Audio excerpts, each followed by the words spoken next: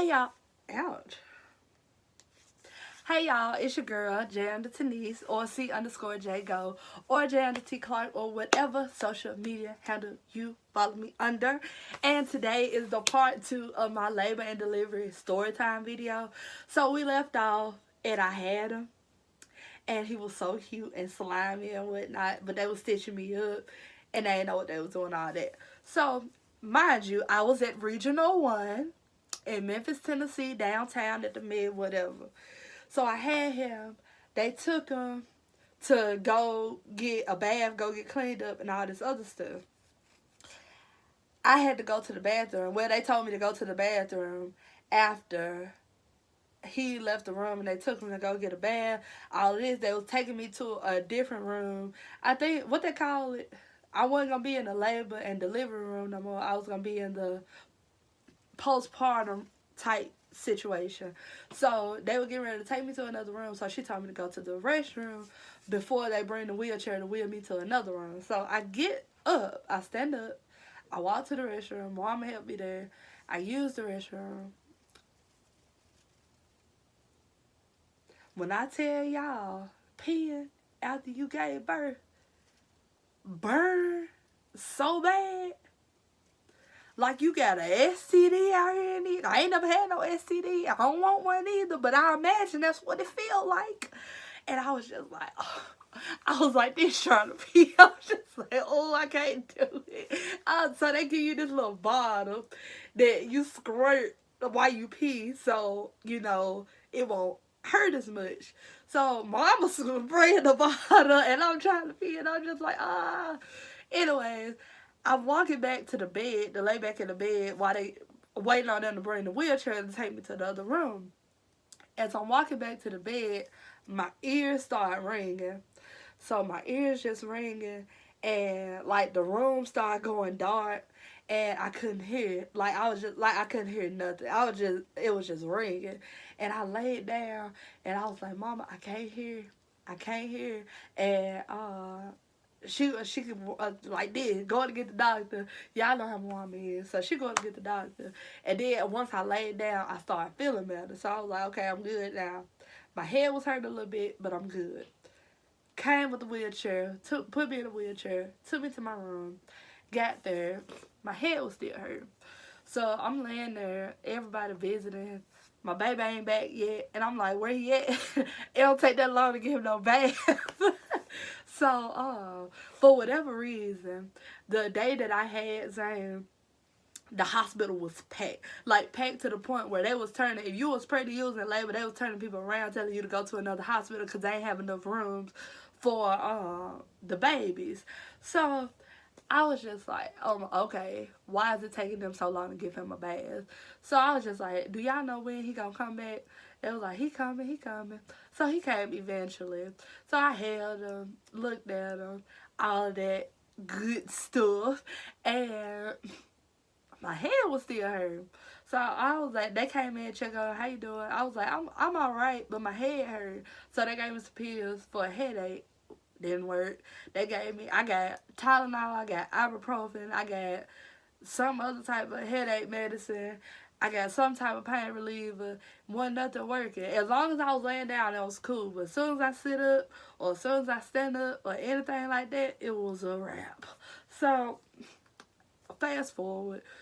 Taking care of Zane, laying down, blah, blah. The med didn't care nothing about my head hurt. So, 2 days later, we were discharged. They discharged me first, and then I told them that my head was hurting because I wasn't finna go home and y'all gonna keep my baby. That's not what's gonna happen. So then they discharged him. The day after, I was supposed to get discharged, but they kept me because I said my head was hurting. And then after they discharged him, they killed me because of whatever they was doing. So I was waiting to get discharged so we could go home. So I think we went home 3 days after I gave birth, something like that. So we left. My head was still hurting. I let them know my head was still hurting. They gave me, let me show y'all, because I still got this stupid stuff. They gave me all of these pills, all of them. and told me to take. I'm not finna take all these pills. What I look like, a crackhead? But they gave me all these pills. I got pills for headache. I got ibuprofen. I don't know what the headache medicine is if I got ibuprofen too, because it says something different. But I got everything. So they gave me all of that, sent me on my way. I believe they were just trying to get me out the hospital so they could put somebody else in that room. But it is what it is.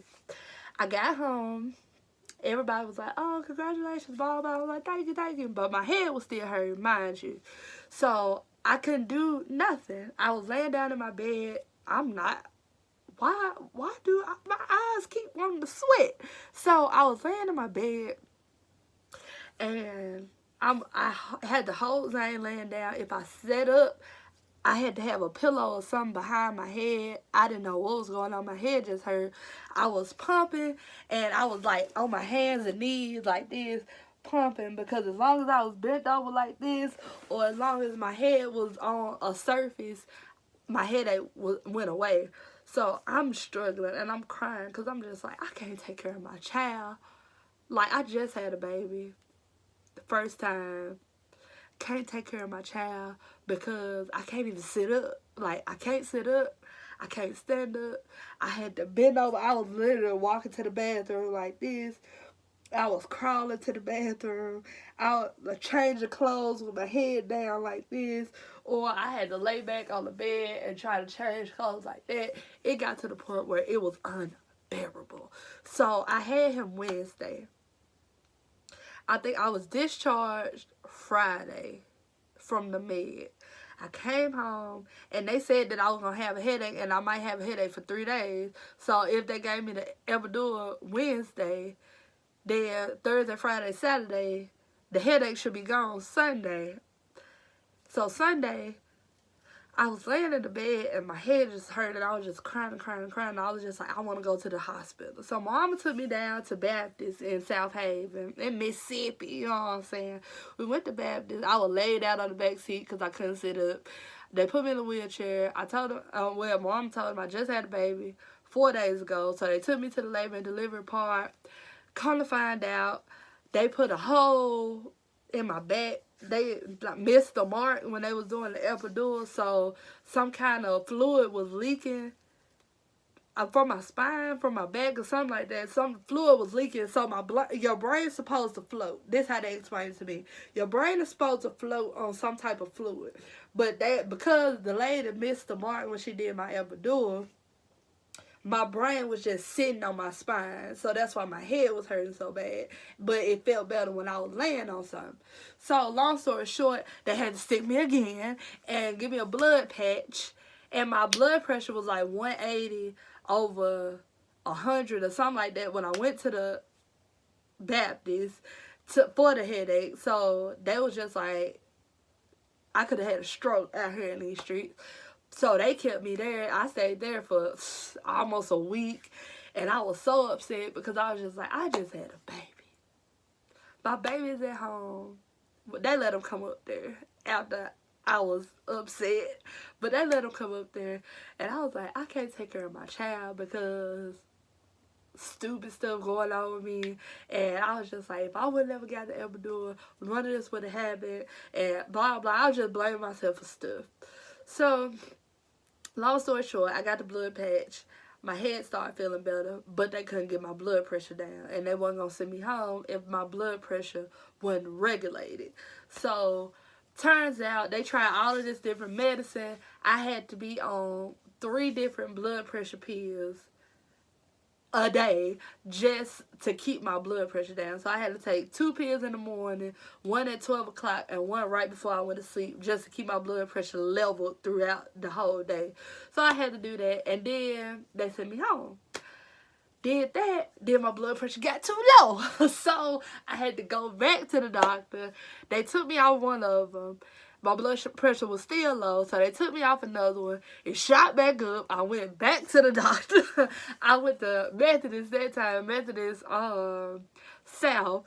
They kept me there for like a day or two. No, I don't think it was just a day. I was there because my blood pressure was up. And yeah. The first time I ever had blood pressure problems. I'm trying to see if that it. So when I went to the doctor, the last doctor's appointment that I had was in like November. It was really wasn't the last doctor's appointment that I had. The last one that I went to was in November. And I was supposed to go so they can check my blood pressure because I wasn't taking the blood pressure medicine no more. So they was going to check my blood pressure and things like that to see if I still need to take the medicine or was I good off the medicine. I was there for 3 hours and they ain't even checked my blood pressure, so I left. So I ain't been back to the doctor since. I probably need to go. Ain't no problem. I know I need to go. But you gotta do what you gotta do. Well, I can go now that I don't have a job. Y'all know I ain't been working for like a month now. Excuse me. And Mom said that she think that I went back to work too soon. I think so too. If I didn't go back to work when I went back to work, I would probably still be working now. But it is what it is. Now, Zane is 4 months. And I think that I'm suffering from postpartum depression. And, I mean, I just started feeling this way, like, a few weeks ago. And it's just...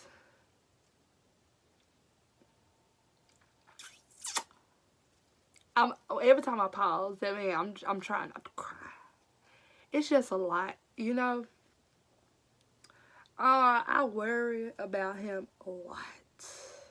A lot.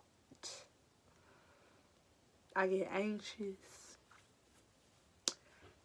This last week, I cried almost every night this last week. Because he was crying. And I was just like, he a baby. I was screaming. I was just like, oh my goodness, I need help. You know what I'm saying? I just feel like, even though I do have a little bit of help, I just feel like I'm doing a lot by myself. And I feel bad. Like I told y'all in another video, I feel bad to say that I need a break. But I do. My mind is not right. It's not. And I'm not 100% myself. And I know that. That's why I haven't... I can't be like these other YouTubers. I just can't. Because I live a real life. I haven't... Like I told y'all, I haven't been working in a month. And y'all probably like, you could have been posting videos the month you ain't been working. But I'm not like these other YouTubers. I have a real life. I have real feelings. I have real family. I go through real things. So, it's just the depression to the point where I don't feel like myself. That's why I don't record as much. As y'all can see, I ain't got no makeup on. I can't remember the last time I put makeup on my face. I cut all my hair off because I really wasn't doing my hair. I haven't been taking pictures the way that I like to. I haven't been getting dressed, going nowhere the way that I like to. And it's just... It's hard. I would say that. It's hard. Of course, everybody knows it's hard, but it's like... It's difficult. Do you hear me? Well, it's not difficult, but... I'm stressed. But the reason that I feel like I'm stressed is because of the worry. Y'all know about my nephew. I don't think I told y'all about my nephew. My nephew passed away when he was a few weeks old in 2010. And for whatever reason, the devil is in my head. And every day, it's just like, I get like, I know this ain't no therapy session, but it is what it is. So every day, I get like this, like I could be taking a nap. Well, a nap. Who takes those? I had a nap and I don't know how long. I ain't slept. I ain't had decent sleep since October, and it's February. So, when I doze off or I daydream or if I'm in the bathroom and Zane is in my room or he in the front in the swing or if he across the street at my mama's house and if I'm not around him, period, he could be in the room and I could just be going to the bathroom, I could just be going to get some water, and I have like daydreams. They're not even dreams, like nightmares, but in the daytime, what they call daymares. But stuff happening to him, like if he sleep. This might sound stupid to y'all, but I was legit concerned and I was crying out all of this and I was praying. I was like, Jesus, please don't let that happen to him. But when he was sleeping in the swing and his neck be like this, I be like, and then I'll walk away and be like, he probably stopped breathing because his neck like that. Or he be laying on his stomach or he laying on his back and I just sit here and stare at him to make sure that he breathing. Or at night, in the middle of the night, I'll wake up and take clothes off of him because I think he's too hot, and I don't know, for whatever reason, the devil is in my mind and try to keep telling me that something's gonna happen to my child. And I was just like, y'all, if anything, I've been crying because he been sick. Because I was just like, he been sick. He